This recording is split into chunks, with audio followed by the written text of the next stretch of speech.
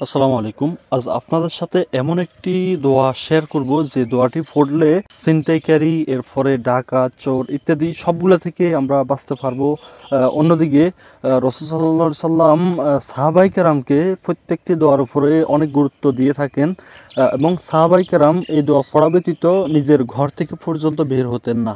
তো এই দোয়াটি পড়লে আমি এবং আপনি সকলেই বড় বড় অনেক বিপদ আপদ থেকে আমরা বেঁচে যেতে পারবো। তো দোয়াটি জানার আগে অবশ্যই আপনি কি এই দোয়াটি আগে জানতেন কিনা অবশ্যই আমাদেরকে জানাবেন, কমেন্টে লিখবেন।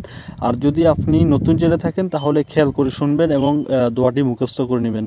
তো এই দোয়াটি হচ্ছে যে এমন একটি দোয়া যে দোয়াটি পড়লে আপনি অসম্ভব জায়গা থেকে আপনি সম্ভবে যে কোনো বিপদ থেকে বেঁচে যাবেন এবং যে কোনো বিপদ থেকে আপনি উদ্ধার হতে পারবেন। আর একটা বিপদ আসতে মানুষকে কখনো বলেই আসে না, সে দোয়াটি হচ্ছে যে এমন একটি দোয়া যে দোয়াটি হয়তো দেখাইছে অনেকে পারে অনেকে পারে না। তো দোয়াটি হলো বিসমিল্লাহির রহমানির রহিম। আমরা দোয়াটি শুরু করতেছি। বিসমিল্লাহি তাওয়াক্কালতু আলাল্লাহি লা হাওলা ওয়ালা কুওয়াতা ইল্লা বিল্লাহ। এই দোয়াটি আমরা যখন নিজের ঘর থেকে বের হব অথবা নিজের নির্দিষ্ট কোনো স্থান থেকে আমরা বের হব তখন আমরা এই দোয়াটি পড়ব, বিসমিল্লাহি তাওয়াক্কালতু আলাল্লাহ। এই দোয়াটি পড়লে আমাদের অসম্ভব বিপদ থেকে আমরা ইনশাল্লাহ মুক্তি পাব এবং ছিনতাইকারী এবং বড় বড় যেগুলো বিপদ, যেগুলো আমাদের জন্য খুবই মারাত্মক বিপদ, ওগুলো থেকে আমরা বাঁচতে পারবো। আমি দোয়াটা আবার পড়ে নিচ্ছি, সকলে খেয়াল করে শুনবেন।